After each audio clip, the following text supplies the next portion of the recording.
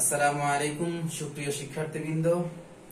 আজকে অনার্স প্রথম বর্ষের ফিনান্সিয়াল অ্যাকাউন্টিং এর নতুন অধ্যায় ধরব। Welcome back to our accounting class. আপনাদের নতুন অধ্যায়ের নাম হচ্ছে কার্যপত্র বা ওয়ার্কশিট। এটা ইন্টারমিডিয়েটে করেছেন আপনারা।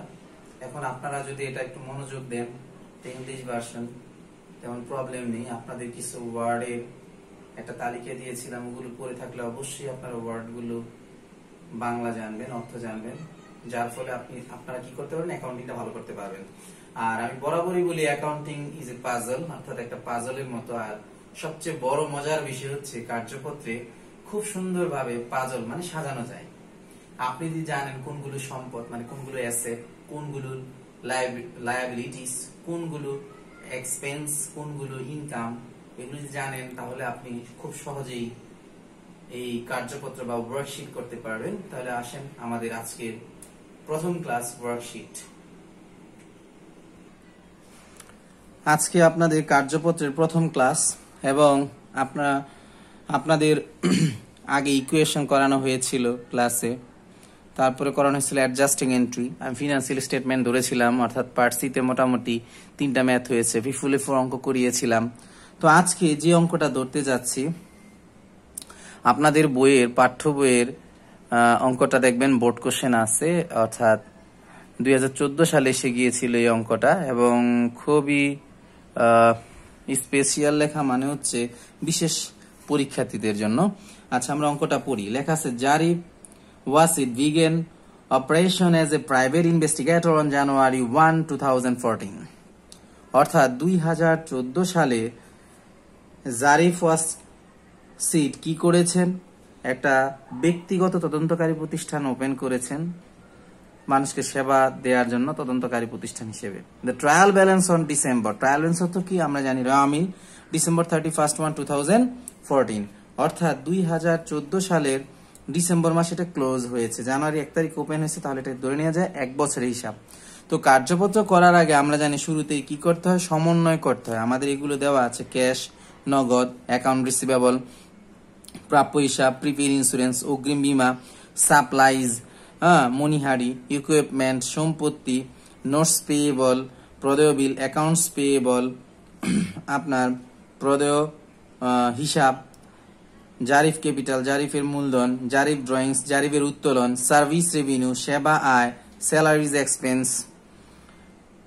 বেতন খরচ, ট্রাভেল এক্সপেন্স, ভ্রমণ খরচ, রেন্ট এক্সপেন্স, ভাড়া খরচ, মিসলেনিয়াস এক্সপেন্স, বিবিধ খরচ। তো যাই হোক, টোটাল দেওয়া আছে এগুলো। এখন এডিশনাল ইনফরমেশন আছে কিছু এই বইতে। এডিশনাল ইনফরমেশন হলো সাপ্লাইজ দেওয়া আছে। সাপ্লাইজ অন হ্যান্ড 750, উপরে দেখেন সাপ্লাইজ আছে 1050। শুরুতেই আপনি কার্যপত্র করার আগে আপনার একটা রাফ করে নিতে হবে, করে নিলে ভালো হয়, না করলেও ভালো। যারা পারেন একটু ভালো, তারা রাফ না করলেও চলবে, সরাসরি অঙ্কে নেমে যেতে পারবেন। তো আমি একটু রাফ করে নিয়েছি, দেখেন সমন্বয় জাবেদার। সাপ্লাইজ 1050 টাকা আছে, আর নিচে বলতে সাপ্লাইজ অন হ্যান্ড 750। তো উপরে সাপ্লাইজটাও কি আপনাদের সম্পদ। আমি অনেকগুলো সমন্বয় জাবেদা করিয়েছি আপনাদের একই রকমের। তো এখানে দেখেন সেম জিনিসই আছে, তো তেমন কোনো পরিবর্তন নেই এই অঙ্কে। দেখেন সাপ্লাইজ দেওয়া আছে কি ডেবিট পাশে আছে, আর এখানে সাপ্লাইজ অন হ্যান্ড, দুটোই সম্পদ। সাপ্লাইজ অর্থ সম্পদ, অর্থাৎ মনিহারি, আর এখানে সাপ্লাইজ অন হ্যান্ড হাতে আছে 750। বছরের শুরুতে বা 31 ডিসেম্বরে ছিল কত, 1050, আর এখন 750। তাহলে বাকি সাপ্লাইজ গেল কোথায়? অবশ্যই খরচ হয়ে গেছে। তাহলে খরচ হয়ে গেলে জাবেদা হবে কি, আমাদের অ্যাডজাস্টিং এন্ট্রি রাফ করে নিচ্ছে, supplies expense debit, supplies credit. কিভাবে? 1050 থেকে 750 বিয়োগ করলে বের হয় কত, 300 টাকা। এই 300 টাকা কি আপনার খরচ হয়ে গেছে। পরবর্তীতে আছে ডিপ্রিসিয়েশন অন ইকুইপমেন্ট 400 পার অ্যানাম। পার অ্যানাম অর্থ বার্ষিক। ডিপ্রিসিয়েশন অন ইকুইপমেন্ট, অপচয় হয়েছে কার উপর? ইকুইপমেন্টের উপরে, যন্ত্রাংশের উপরে। তাহলে এখন সম্পত্তির উপরে। তাহলে depreciation expense on equipment 400 debit, accumulated depreciation on equipment কত, 400 ক্রেডিট। এবার আসেন পরবর্তী সমন্বয়, interest accrued on notes payable. Notes payable উপরে কি হয়েছে, বকেয়া আছে। অ্যাক্রুড অর্থ কি, বকেয়া। ইন্টারেস্ট মানে কি, সুদ। বকেয়া পড়েছে কিসের উপর? নোট পেয়েবলের উপরে 300 টাকা। তাহলে জাবেদা হবে কি, interest expense debit interest payable credit, টাকা হবে কত 300, interest expense debit, interest payable credit, এই হলো সমন্বয় জাবেদা। তারপরে দেখেন insurance expired at the rate টাকা 150 পার মান্থ, 150 টাকা পার মান্থ, অর্থাৎ প্রতি মাসে 150 টাকা করে ইন্স্যুরেন্স এক্সপেন্স হবে। উপরে দেখেন প্রিপেড ইন্স্যুরেন্স নামে একটা কলাম ছিল, কত 2400 টাকা আছে। তাহলে এই প্রিপেড ইন্স্যুরেন্স এখনো 2400 থাকবে না, কমে যাবে, কারণ ইন্স্যুরেন্স প্রতি মাসে 150 টাকা করে খরচ হচ্ছে। তাহলে যাবে তবে কি insurance expense debit, prepaid insurance কি ক্রেডিট। এবার আসেন 5 নম্বরে রেভিনিউ আর্ন বাট আনবিল্ড, সেবা দেয়া হয়েছে কিন্তু বিল পাওয়া যায় নাই, তার মানে কি দেনাদার সৃষ্টি হয়েছে। কোন ধরনের লেনদেনগুলো এরকম বাকি হয়? তো নরমালি ধারে লেনদেন হলে, তো নরমালি ধারে লেনদেন হলে আমরা জানি যে অ্যাকাউন্ট রিসিভেবল ডেবিট হয়, সার্ভিস রেভিনিউ ক্রেডিট হয়। Account receivable debit, service revenue credit, 750 টাকা।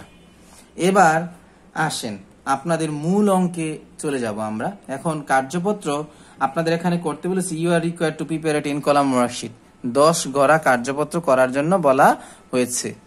ইউ আর রিকোয়ার্ড টু, আপনার করণীয় কি, প্রিপেয়ার 10 কলাম ওয়ার্কশিট, অর্থাৎ 10 গড়া কার্যপত্র করতে বলেছে। এখন 10 গড়া কার্যপত্র করতে বললে আপনাকে একটা ছক কাটতে হবে, যেটা আমি আগেই কেটে রেখেছি, কারণ আমি মোবাইলে ক্লাসটা নিচ্ছি, ভিডিও ক্লাস, সুতরাং 23 মিনিটের বেশি ভিডিও হয় না।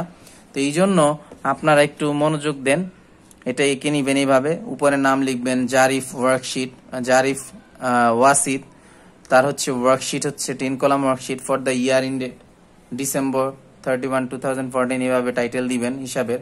তারপরে থাকবে কি অ্যাকাউন্টস টাইটেল থাকবে টাকার গড়, এটা আমরা আপনারা ইন্টারমিডিয়েটও করেছেন। হিসাবের নাম লিখেছেন ট্রায়াল ব্যালেন্স রেওয়ামিল, অ্যাডজাস্টমেন্ট সমন্বয়, অ্যাডজাস্টেড ট্রায়াল ব্যালেন্স সমন্বিত রেওয়ামিল, ইনকাম স্টেটমেন্ট, এটা কি আয় বিবরণী, ব্যালেন্স শিট, এটা কি উদ্বৃত্তপত্র অথবা আপনার আর্থিক অবস্থার বিবরণী নামে যেটা আপনারা পড়ে এসেছেন। এখন এই ছকটা আঁকবেন কিভাবে? আপনার বইতে এখানে হিসাব কাউন্ট করবেন কয়টা, 1 2 3 4 5 6 7 8 9 10 11 12 13 14, এই 14 আর টোটালের জন্য একটা 15টা। তাহলে প্রথম হচ্ছে 15টা। তারপরে সমন্বয় জাবেদার মধ্যে কি কি নতুন এন্ট্রি আছে আমরা দেখব, হিসাবের সাথে মিলে না। সাপ্লাইস এক্সপেন্স নামে কোনো এন্ট্রি ছিল না, তাহলে একটা নতুন এন্ট্রির জন্য খুলবে। ওখানে আছে কয়টা, 15টা রেওয়া মিলে, অর্থাৎ ট্রায়াল ব্যালেন্স আপনার সাপ্লাইস নামে একটা এন্ট্রি ছিল, এটা আসবে না। ডিপ্রিসিয়েশন এক্সপেন্সও নাই, ইকুইপমেন্টও নাই, তাহলে নতুন করে আরো হিসাবের নাম যুক্ত হবে, আরো 2টা। ইন্টারেস্ট এক্সপেন্স নামেও ছিল না, ইন্টারেস্ট পেয়েবল নামেও ছিল না, তাহলে আরো নতুন করে যুক্ত হবে কয়টা, আরো 2টা। তারপরে ইন্স্যুরেন্স এক্সপেন্স নামে ছিল না, কিন্তু প্রিপেড ইন্স্যুরেন্স নামে রেওয়া মিলে হিসাবের নাম ট্রায়াল ব্যালেন্সে ছিল, অ্যাকাউন্ট রিসিভেবল ছিল, সার্ভিস রেভিনিউ ছিল। কিভাবে ছিল দেখেন, সাপ্লাইস, এই জায়গায় সাপ্লাইস ছিল অঙ্কে।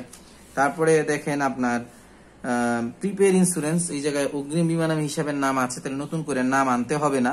তারপরে দেখেন আপনার অ্যাকাউন্ট রিসিভেবল আপনার আছে, সার্ভিস রেভিনিউ আছে। কোথায় আছে? অঙ্কের ভিতরে, ট্রায়াল ব্যালেন্সে দেখেন অঙ্কের ভিতরে আছে। হ্যাঁ, তাহলে এই যে এখানে দেখেন অ্যাকাউন্ট রিসিভেবল আছে, আর হলো আপনার সার্ভিস রেভিনিউ নামে হিসাবের নাম আছে। এখন কয়টা অতিরিক্ত আরো হলো, ওখানে 15টা তো ছিল আগে, অর্থাৎ এই ট্রায়াল ব্যালেন্সের ভিতরে, হিসাবের ভিতরে, অঙ্কের ভিতরে দেওয়া ছিল 15টা, 16 17 18 19 20 21 22 23টা হিসাবের কলাম হবে। আর অতিরিক্ত আরো নিট ইনকামের জন্য একটা এবং টোটালের জন্য একটা কলাম। তাহলে মোট কয়টা, 25টা, 15 16 17 18 19 20 21 22 23, আরো 2টা অতিরিক্ত, অর্থাৎ 25টা রো টানতে হবে এই অঙ্কের মধ্যে। এই দেখেন আমি 25টার বেশি একটা বেশি টেনে ফেলেছিলাম, অর্থাৎ 26টা টেনে ফেলেছিলাম। আপনাদের বইতে দেখবেন এই জায়গায় ক্রমিক নং দেয়, আপনি এত জায়গা পাবেন না অঙ্কের মধ্যে। অঙ্কের খাতায় কার্যপত্রটা একটু বড়, 10 কলাম কার্যপত্র, 10 কলাম ওয়ার্কশিট, এই জন্য একটু চাপাচাপি হবে। তো সুতরাং আপনার সিরিয়াল নাম্বার না দিলেও হবে। এখন আসেন আপনি কি করবেন, শুরুতে এই টাইটেলগুলো কোত্থেকে আনছি, আপনার বই থেকে সরাসরি দেখে দেখে বসিয়ে ফেলবেন। এবং এই টাকাগুলো কি করবেন, ট্রায়াল ব্যালেন্স যেহেতু এটা হচ্ছে আপনার প্রশ্নে যেটা প্রদত্ত থাকবে, অর্থাৎ এই যে এখানে ছিল দেখেন আপনার ছিল ক্যাশ ছিল, অ্যাকাউন্ট রিসিভেবল ছিল, ক্যাশ 1200, এই যে ক্যাশ 12,400, 12,400, অ্যাকাউন্ট রিসিভেবল আছে 5,620, তাহলে দেখেন এই যে 5,620, এভাবে চলতে থাকবে।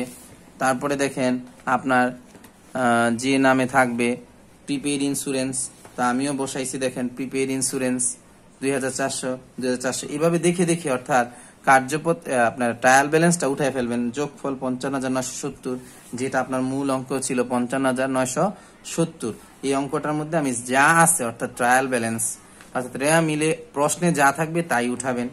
তারপরে হচ্ছে অ্যাডজাস্টমেন্ট। অ্যাডজাস্টমেন্টের কাজ কি? অ্যাডজাস্টমেন্ট কি করবো আমরা? সমন্বয় জাবেদা দেখে দেখে বসিয়ে ফেলবো। সাপ্লাইজ এক্সপেন্সেস কত? 300 টাকা। দেখেন আমি এখানে টোটাল টেনেছি, আপনারা চাইলে নিচেও যোগফল করতে পারেন, তবে এই জায়গায় যে টোটালটা দেখান তাহলে সমন্বয়গুলো আলাদা হয়ে আসে, অঙ্কটা বুঝতে সুবিধা হয়। দেখেন সাপ্লাইজ এক্সপেন্স কত? 300 টাকা। এটা নতুন টাইটেল নাম, এই যে দেখেন দাগ দেওয়া আছে, এবং এটা কয় নাম্বার সমন্বয়? 1 নাম্বার সমন্বয়। দেখেন এটার পাশে 1 লেখা আছে, সাপ্লাইজ এক্সপেন্স ডেবিট ছিল আর সাপ্লাইজ ক্রেডিট, সমন্বয় 2 জায়গায় যায়, আপনারা সেটা জানেন। এই যে সাপ্লাইজ কত আছে? 300 টাকা। এই যে দেখেন 1 লেখা আছে এই জায়গায়।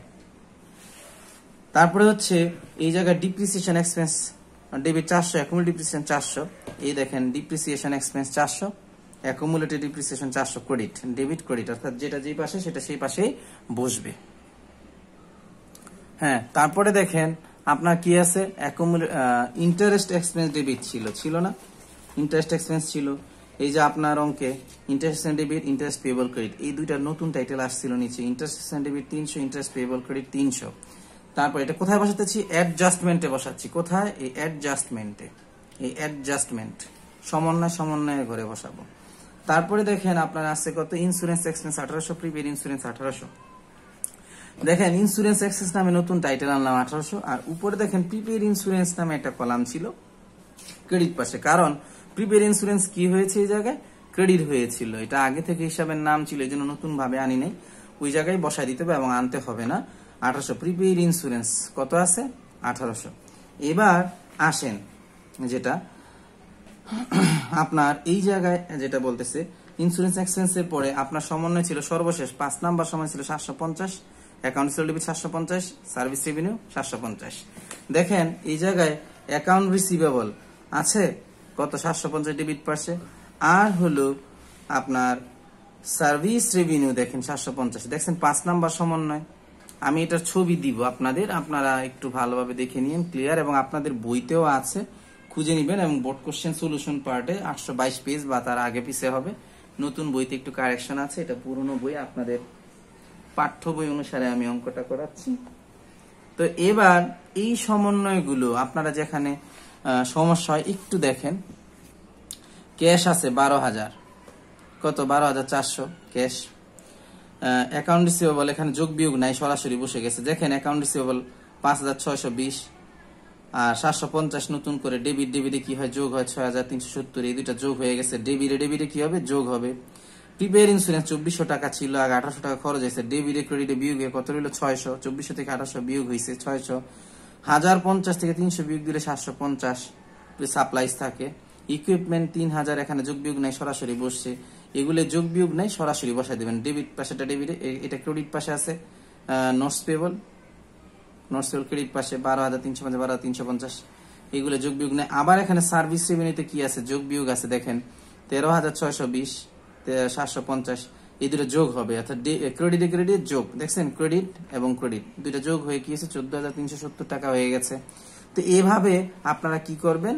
করে ফেলবেন। আবার এখানে যোগ বিয়োগ নেই, 1200, 1300, 1200, সরাসরি 200, সরাসরি নিয়ে গেলাম, যোগ বিয়োগ ছিল না। এখানে যোগ বিয়োগ ছিল না, সরাসরি বসাই দিচ্ছি। এগুলো যোগ বিয়োগ নাই, এগুলো সরাসরি বসাই দিচ্ছি, কারণ ডেবিট ক্রেডিট কলাম এখানে আমাদের তো নর্মাল ট্রায়াল ব্যালেন্স নাই। অর্থাৎ অ্যাডজাস্টেড ট্রায়াল ব্যালেন্স হচ্ছে সমন্বিত রেওয়া মিল, অর্থাৎ এই রেওয়া মিলের সাথে সমন্বয়গুলো যোগ বিয়োগ করে যেটা পাবো আমরা এটাকে বলা হবে অ্যাডজাস্টেড ট্রায়াল ব্যালেন্স। ঠিক আছে? তো এখন আসেন আপনাদের যে অংশে প্রবলেম হয় সেটা হচ্ছে ইনকাম স্টেটমেন্ট এবং ব্যালেন্স শিট। ইনকাম স্টেটমেন্ট অর্থ হচ্ছে কি? আয় বিবরণী, আর ব্যালেন্স শিট মানে কি? উদ্ধৃতপত্র বা আর্থিক অবস্থার বিবরণী। ইনকাম স্টেটমেন্টের ডেবিট পাশে যাবে সকল প্রকার আপনার কি? অল কাইন্ড অফ কি যাবে? আপনার এক্সপেন্স, অর্থাৎ ব্যয় সমূহ যাবে। আর ইনকাম স্টেটমেন্টের ক্রেডিট পাশে অল কাইন্ড অফ ইনকাম যাবে। ব্যালেন্স শিটের ডেবিট পাশে যাবে অল কাইন্ড অফ অ্যাসেট, অর্থাৎ সকল প্রকার সম্পত্তি। ব্যালেন্স শিটের ক্রেডিট পাশে যাবে আপনার সকল প্রকার দায়, অর্থাৎ এই যে দায়। এখানে যাবে সকল ব্যয়, এখানে সকল আয়, এখানে সকল প্রকার সম্পদ, এখানে সকল প্রকার দায়। এখন আমরা এই অঙ্কটা করতে যাচ্ছি। আপনারা যদি জানেন কোনগুলো সম্পদ, কোনগুলো দায়, কোনগুলো আয়, কোনগুলো ব্যয়, এই অঙ্কটা করতে আপনার জন্য সহজ হয়ে যাবে। তো সুতরাং আমরা সেভাবেই করতে যাচ্ছি। এখন দেখেন আপনার এই অঙ্কে ক্যাশ আছে, প্রথমে আছে না ক্যাশ? ক্যাশটা হচ্ছে কি সম্পদ এবং কারেন্ট অ্যাসেট। আমরা নরমালি সম্পদ হলে কোথায় বসাবো? ব্যালেন্স শিটের ডেবিট পাশে। 12,400, 12,400। আবার অ্যাকাউন্ট রিসিভেবল, আমরা টাকা নিব কিন্তু এখন অ্যাডজাস্টেড ট্রায়াল ব্যালেন্স থেকে, অন্য কোনো কলাম থেকে নেব না, কারণ সমন্বিত আমিল যোগ বিয়োগ করে এটা কি হয়েছে? শুদ্ধকরণ করা হয়েছে সমন্বিত আমিল। এখানে যোগ ফলগুলো মিলিয়ে নিবেন, না মিললে অঙ্ক হয় না, আগের গুলো যাচাই করবেন। এখন আমরা আসেন বিশদ আয় বিবরণী করতে যাচ্ছি এবং ব্যালেন্স শিট করতে যাচ্ছি। তাহলে ক্যাশ একটা সম্পদ, সম্পদ পাশে দিলাম। অ্যাকাউন্ট রিসিভেবল একটা সম্পদ, চলতি সম্পদ 6,370।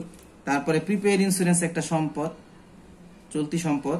সাপ্লাইজ একটা সম্পদ, ব্যালেন্স শিটের কোথায় যাবে? ডেবিট পাশে যাবে, সকল প্রকার সম্পদ। ইকুইপমেন্ট একটা সম্পদ, ব্যালেন্স শিটের ডেবিট পাশে যাবে। বুঝতেছেন? দেখা যাচ্ছে। এবার আসেন নোটস পেয়েবল একটা দায়, ব্যালেন্স শিটের ক্রেডিট পাশে যাবে। নোটস পেয়েবল দেখতে পাচ্ছেন তো, এই যে নোটস পেয়েবল 10,000 টাকা, এই 10,000 টাকা কোথায় যাবে? ক্রেডিট পাশে যাবে, দায় পাশে যাবে। এটা দায়, সকল প্রকার পেয়েবল দায়। অ্যাকাউন্টস পেয়েবল কত আছে? 12,350, এটাও কোথায় যাবে? ক্রেডিট পাশে যাবে, কারণ অল কাইন্ড অফ পেয়েবল দায়, কারেন্ট লায়াবিলিটিস। জারিফ ক্যাপিটাল, এটা বহির্মুখী মানে আন্তঃমুখী দীর্ঘমেয়াদী দায়, দীর্ঘমেয়াদী দায় আর কি, অর্থাৎ অভ্যন্তরীণ দীর্ঘমেয়াদী দায়। জারিফ ক্যাপিটাল ক্রেডিট পাশে যাবে। ড্রয়িংস উত্তোলন, এটা হচ্ছে আপনার আয়না ব্যয়না সম্পদনা দায়না। এটা কি করে? উত্তোলন মালিকানা সত্ত্বকে হ্রাস করে, এই জন্য এটা ডেবিট পাশে বসাবো, অর্থাৎ ডেবিট ক্রেডিটে বিয়োগ হবে অটো।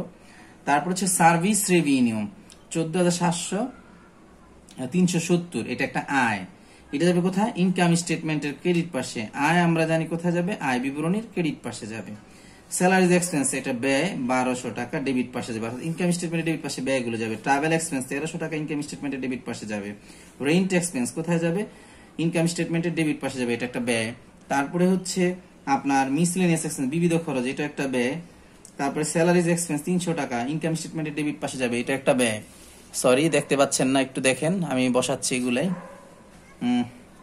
স্যালারি এক্সপেন্স ডেবিট ছিল, সার্ভিস রেভিনিউ কি ছিল? আয়, এবং এটা ক্রেডিট পাশে বসাইছি, দেখেন। তারপরে দেখেন স্যালারি এক্সপেন্স 1,200 বসাইছি। ট্রাভেল এক্সপেন্স একটা ব্যয়, ডেবিট পাশে বসাইছি, ইনকাম স্টেটমেন্টের। রেন্ট এক্সপেন্স কোথায় বসাইছি? ইনকাম স্টেটমেন্টের ডেবিট পাশে বসাইছি। তারপরে দেখেন আপনার মিসলেনিয়াস এক্সপেন্স ডেবিট পাশে বসাইছি।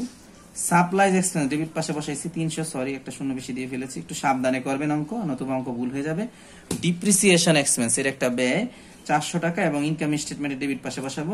অ্যাকুমুলেটেড ডিপ্রিসিয়েশন, এটা সম্পত্তিকে হ্রাস করে, এই জন্য এটা কোথায় যাবে? ব্যালেন্স শিটের ক্রেডিট পাশে যাবে 400 টাকা। তারপরে আসেন, দেখতে পাচ্ছেন ব্যালেন্স শিটের ডেবিট পাশে।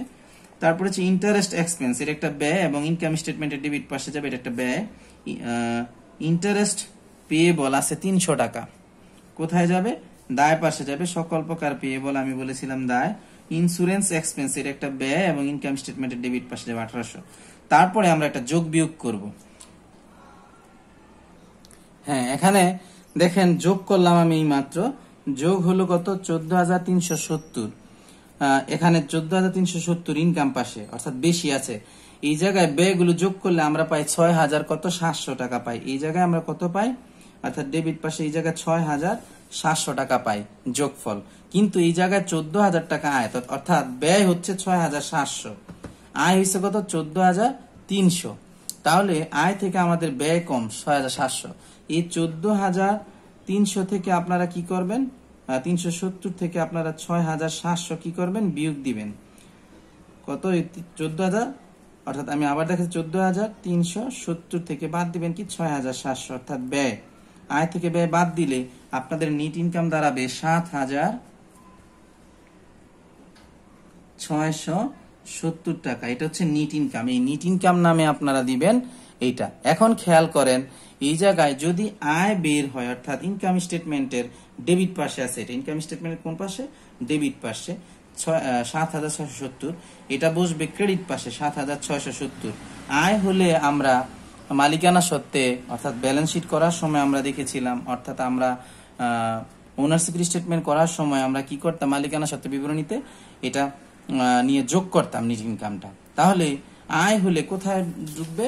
অর্থাৎ ব্যালেন্স শিটের, অর্থাৎ এই যে ব্যালেন্স শিটের ক্রেডিট পাশে যাবে। কেন? কারণ এটা মূলধনের সাথে যোগ হয়। মূলধন কোন পাশে থাকে? এই যে আমরা এখানে দেখেছিলাম যে জারিফ ক্যাপিটাল দেখছেন, এটা কোথায় নিয়ে বসাইছিলাম? ক্রেডিট পাশে। তাহলে এটার সাথে যোগ হলে তো আমাদের এটা কোথায় আনতে হবে? ক্রেডিট পাশে আনতে হবে। অর্থাৎ যদি ইনকাম স্টেটমেন্টের ডেবিট পাশে বের হয়, এটা যাবে ক্রেডিট পাশে। আর যদি ইনকাম স্টেটমেন্টের ক্রেডিট পাশে বের হয়, তাহলে নিট লস ব্যালেন্স শিটের ডেবিট পাশে। অর্থাৎ এটা কি করবে? মালিকানা সত্ত্বকে হ্রাস করবে। এই জন্য এটা কি করাতে হবে? আপনার ডেবিট পাশে দিতে হবে। এখন ডেবিটে বের হয়েছে, আমরা ক্রেডিটে বসেছি। এখন এই ব্যালেন্স শিটে যোগ করলে আপনার যোগফল বের হবে কত? 50,720, 50,720। এইভাবে করার পর যদি অঙ্কটা মিলে যায় তাহলে বুঝবেন কি, অর্থাৎ নিচে গিয়ে এই জায়গায় যদি মিলে যায় তাহলে অঙ্কটা হয়ে গেছে। নতুবা আপনাদের অঙ্কটা পিছনে চেক করে দেখতে হবে। অঙ্কটা অনেক বড়, আসলে দেখতে অনেক বড়। আপনার অঙ্ক দেখেই ভয় পেয়ে যান, আসলে ভয়ের কিছু নেই। এটা খুবই সহজ এবং এটা একটা পা জলের মতো। আসলে অঙ্ক তেমন, অ্যাকাউন্টিং তেমন কঠিন না। আপনারা সেটা দেখে অ্যামাউন্ট গুলো বসাইতে ধৈর্য হারা হয়ে যান। তো ধৈর্য হারা হলে চলবে না, অঙ্কগুলো ঠিকঠাক মতো করবেন। আমি একটু আবার দেখাচ্ছি ভিডিওটা, আপনারা অ্যামাউন্ট গুলো মিলিয়ে নেবেন। আপনি দেখেন আমি স্থির করে রাখছি, এটা আপনি পজ করে নেবেন, পজ করে নিয়ে মিলিয়ে নেবেন। আমি আস্তে আস্তে নিচ্ছি নিচে, ভিডিওটা পজ করে আপনি অঙ্কটা মিলিয়ে নেবেন। আর কোনো প্রবলেম থাকলে, কোনো সমস্যা থাকলে আমাকে জানাবেন। হ্যাঁ, এই আর কি। তো আপনাদের বইতেও আছে, দেখবেন জারিফ ওয়াসিদ বিগেন দিয়ে নাম দিয়ে, এটা C16 আমার বইতে। এটা আগে পাবলিকেশনস তো গত বছরের, এই জন্য এটা 822 পেজ। আপনাদের বইতে দেখে নিন, আপনাদের যে বইটা পাবলিশ করছে, অর্থাৎ আপনাদের যে বইটা পাঠ্য করেছি সেই বইটা আপনারা দেখে নিন। ওই বইতেই আছে বোর্ড কোশ্চেন আর কি, পিছনের দিকে দেখবেন। তো আপনাদের এই কার্যপত্র একটা থাকবেই পার্সিতে, খুব মনোযোগ সহকারে খুব শান্তশিষ্টভাবে অঙ্কটা করবেন। হ্যাঁ, তো যাই হোক, আজকে এই পর্যন্তই। তো সবাই ভালো থাকেন, সুস্থ থাকেন, এবং অঙ্কটার পাশাপাশি এই অঙ্ক দিয়ে আপনি আরো 2-3টা অঙ্ক করতে পারেন। SW থাকবে আপনাদের, আমি বলে দিলাম, এটা বাসা থেকে করে ফেলবেন। আপনাদের উদাহরণতে আছে, দেখবেন অ্যাকাউন্টিং ডিপার্টমেন্ট C17, অর্থাৎ the following trial balance accounting department 14 সালে আসছিল। সোহেল এন্টারপ্রাইজ নামে এই অঙ্কটা করবেন, এটা SW আপনাদের। তারপরে আপনাদের SW দিলাম, এইটা SW দিলাম 826 পেজ এটা, এবং এগুলো সলিউশন করা আছে। ফিনান্স এন্ড ব্যাংকিং ডিপার্টমেন্টে 14 সালে আসছে এই অঙ্কটা। অঙ্কটা হচ্ছে RK পরিবহনের। তো এই যেভাবে দেওয়া আছে দেখেন, সলিউশন করা আছে আপনাদের বইতে খুব সুন্দরভাবে। হ্যাঁ, এগুলো দেখে দেখে করে ফেলবেন, কারণ এখন তো আপনাদের অনলাইনে ক্লাস নিতে হচ্ছে। তো সুতরাং বুঝেন, আপনাদের নিয়মিত ক্লাস হলে হয়তোবা আমি ক্লাস এগুলো শেষ করে দিতাম। তো সুতরাং আপনারা এখান থেকে নিজেরা নিজেরা একটু চেষ্টা করেন, পারবেন। অনেক বড় হয়েছেন, অনার্স ফার্স্ট ইয়ারে পড়েন, তার মানে অনেক বড় হয়ে গেছেন। তো আজকে এই পর্যন্তই থাকুক। তো সবাই ভালো থাকবেন, সুস্থ থাকবেন, সবাই সবার জন্য দোয়া করবেন, আর বেশি বেশি চর্চা করবেন। চর্চা ছাড়া কিছুই হবে না। আসসালামু আলাইকুম।